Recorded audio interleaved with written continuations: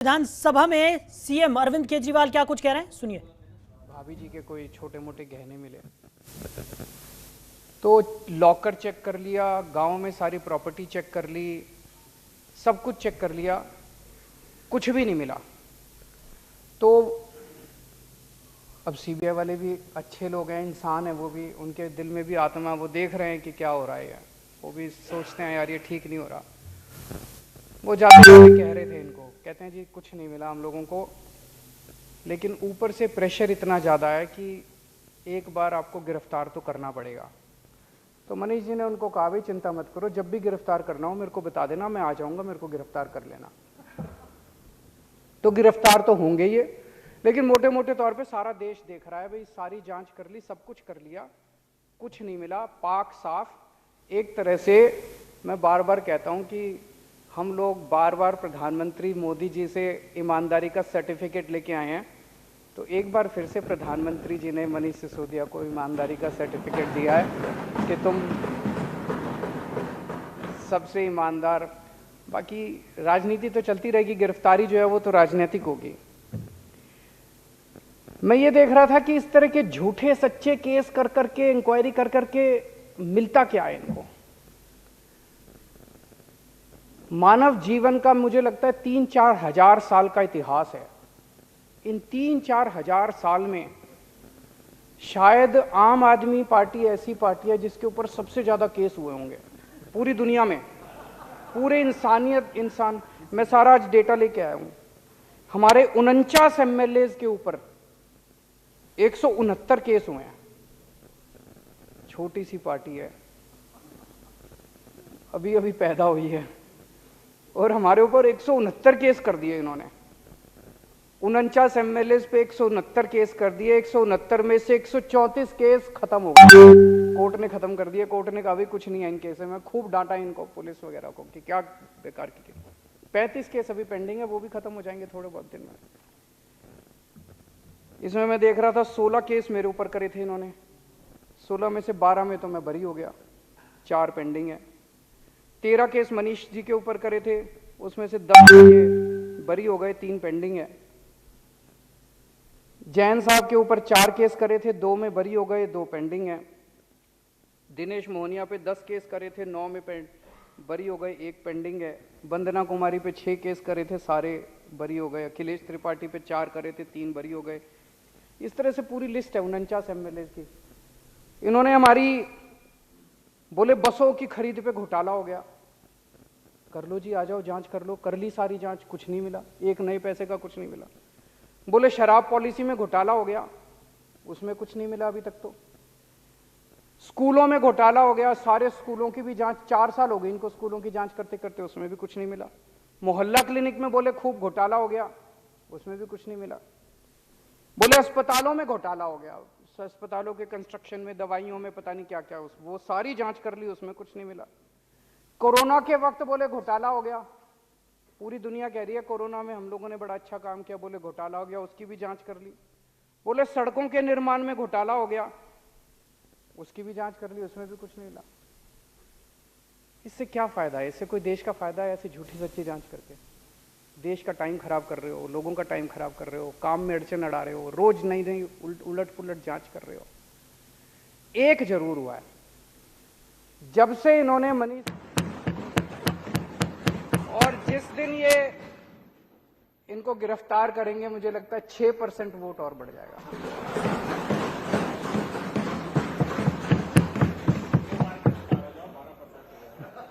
फिर अगर 2 बार गिरफ्तार हो गए तो सरकार ही बन जाएगी गुजरात में।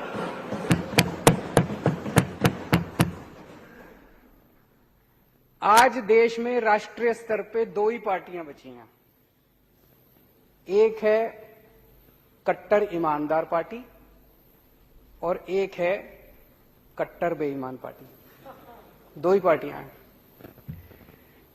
कट्टर ईमानदार पार्टी है, उसमें सारे उनके नेता, मंत्री, मुख्यमंत्री, विधायक सब ईमानदार हैं। और जो कट्टर बेईमान पार्टी है उसमें रोज भ्रष्टाचार सुनने को मिलता है, रोज भ्रष्टाचार। कल सुन रहे थे कर्नाटक के अंदर ठेकेदार खड़े होकर कह रहे थे खुलेआम, कभी नहीं हुआ होगा ऐसा, वो डर भी निकल गया उनका ठेकेदार खड़े होके कह रहे हैं, कोई कह रहा है मेरे से 30% पैसे खा गए, मेरे से 40% गए। कट्टर बेईमान पार्टी वो है जो जहरीली शराब बेचती है। कट्टर पार्टी बेईमान पार्टी वो है जो नशा बेचती है इस देश के अंदर। कट्टर बेईमान पार्टी है जो 20-20 करोड़ 50-50 करोड़ रुपए में एमएलए खरीदती है। कट्टर ईमानदार पार्टी जनता के टैक्स के पैसे को स्कूल और अस्पताल बनाती है। कट्टर ईमानदार पार्टी उससे स्कूल बनाती है, अस्पताल बनाती है। और कट्टर बेईमान पार्टी जनता से टैक्स लेके और अपने दोस्तों के कर्जे माफ करती है, उनसे एमएलए खरीदती है। कट्टर बेईमान पार्टी अपने दोस्तों से और अपने पार्टी के लोगों से प्यार करती है, उनको बचाने की कोशिश करती है। अगर उनकी पार्टी का कोई पकड़ा जाए तो उसको जांच भी नहीं होती, कुछ नहीं होता। उनका कोई दोस्त पकड़ा जाए चोरी करते हुए तो उसका कुछ नहीं होता। कट्टर ईमानदार पार्टी देश से प्यार करती है। अगर उनका अपना भी कोई फंसे तो उसको बख्शती नहीं है कट्टर ईमानदार पार्टी। कट्टर बेईमान पार्टी है जिसमें कम पढ़े लिखे लोग हैं, आधे से ज्यादा अनपढ़ लोग हैं, कईयों की फर्जी डिग्रियां हैं उनके नेताओं की। कट्टर ईमानदार पार्टी वो है जिसके पास पढ़े लिखे लोग हैं, आईआईटी के लोग हैं, डिग्री असली है। कट्टर ईमानदार पार्टी के पास अच्छी टीम है, समझ है, विजन है। कट्टर बेईमान पार्टी है जो 24 घंटे गुंडागर्दी, लड़ाई झगड़ा, पूरे देश में बेईमान पार्टी को पता चल जाए किसी ने बलात्कार किया, उसको पार्टी में शामिल कराने के लिए पहुंच जाते हैं। औरतों को गंदी गंदी गालियां देते हैं ये।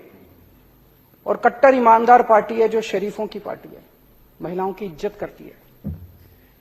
कट्टर बेईमान पार्टी है जो दोस्तों की फिक्र करती है, दोस्तवाद करती है, दोस्तों के लिए कुछ भी करने को तैयार है। कट्टर ईमानदार पार्टी है जो भारत की परवाह करती है, भारतवाद करती है। और जैसा अभी राजेंद्र गौतम जी ने कहा कि कट्टर ईमानदार पार्टी है जो भारत को दुनिया का नंबर 1 देश बनाना चाहती है। और कट्टर बेईमान पार्टी वो है जो अपने दोस्त को दुनिया का नंबर 1 बनाना चाहती है। मैं कहता हूं मैं फ्री बिजली देना चाहता हूं, बताओ क्या गलत करता हूं? पैसा स्विस बैंकों में नहीं ले जा रहा, जनता को फ्री बिजली। ये इतनी गंदी गंदी गालियां देते हैं, मैं देखता हूं इतनी गंदी गंदी गालियां देते हैं मेरे को। मैं कहता हूं मैं स्कूल और अस्पताल बनाना चाहता हूं देश में। दिल्ली में हमने इतने अच्छे अच्छे स्कूल बनाए, इतने अच्छे अच्छे, जैसे ही मैं कहता हूं मैं स्कूल अस्पताल बनाऊंगा मेरे ऊपर केस कर देते हैं। ये इतने केस कर दिए इन लोगों ने मेरे ऊपर। मैं पूछना चाहता हूं कि स्कूल और अस्पताल बनाए बिना क्या देश की तरक्की हो सकती है? बिल्कुल नहीं हो सकती देश की तरक्की। तो आज 2 मांग हम कर रहे हैं इनसे। एक तो ये जो एमएलए खरीदते हो तुम, इन्होंने महाराष्ट्र में, मध्य प्रदेश में, गोवा में, कर्नाटक में, आसाम में, अरुणाचल प्रदेश में, बिहार में, अब झारखंड में करने जा रहे हैं। बता रहे हैं 20-20 करोड़ से 50-50 करोड़ रुपए तक के एमएलए खरीदे हैं। 6300 करोड़ रुपए इन्होंने एमएलए खरीदने में खर्च कर दिए, जिसकी वजह से देश में पेट्रोल और डीजल के दाम बढ़ गए। तो आज पहली मांग तो इस देश के लोगों की आ रही है, एमएलए खरीदना बंद करो, बहुत हो गई गुंडागर्दी, सरेआम मंडी बना रखी है इन्होंने एमएलए की। एमएलए खरीदना बंद करो और ये पेट्रोल और डीजल के दाम कम करो।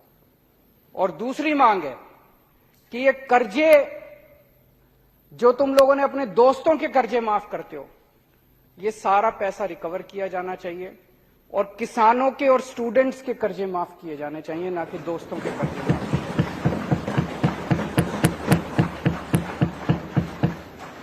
ये डिबेट आजकल अमेरिका में भी चल रहा है। अमेरिका के अंदर भी 2 पार्टियां हैं।